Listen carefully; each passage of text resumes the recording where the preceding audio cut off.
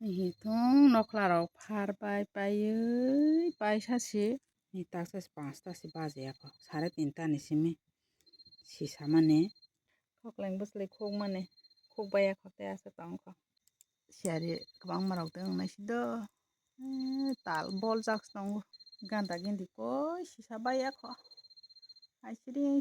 yang dige soi khorang kaisa khama hoi tong tini ba hor sadel lok khokla lei kokleng busley khokbai la asakma haisingsu ya ya make sindel make yak sui phaimani kasang hake obo ailang liya mo maik sang teksa tomon pasi mai dul rok sogoi chai ma tong paisi na lei mai dului to bla bapre hokile hangra kha oro jaga awang buthaisa goi rok ja angkhe tei musang kukamu ko hangrai bo ganda bai tang bai tongma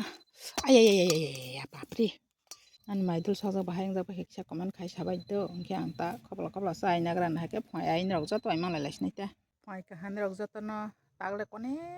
motai khe ai dro ongja jaka tale kubui aila ai sok mani klai ha ai dro kota angkhe ma naising ma sukde doro tong hono tagle moso chikon hai ma thogli ang khe bobo 6-10 taka angsu ma thogli ani rasu tongja jako ani bono khagoi kokleng buslei angkhe oro sotoi bostani no khurpro oro naro romani tongo thapeng oimo kokleng buslei sotoi khe budok ma chasnai ko moso khak nagrana mota balti paimani situk yakho bosi tui kuplung khe si yak phile cha keple kheba paisa ido si thok hai bula khikoni khiko bwsani bwsa alka khe pai paiso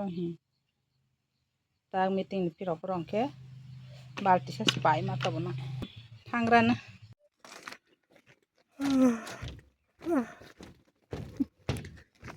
muktri phailang mani selek tui phai ma tongso group meeting tong khe ba phaya khe sno goi rok phui tong musuk sika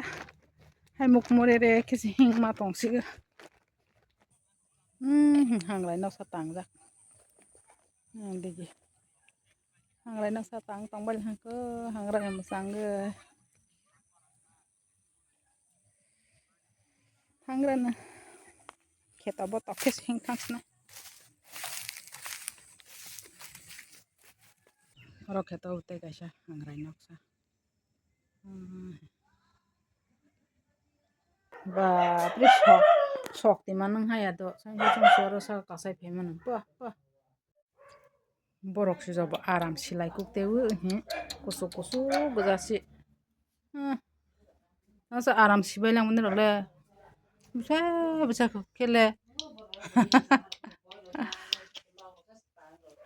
meeting pai balti ketal kasai pai to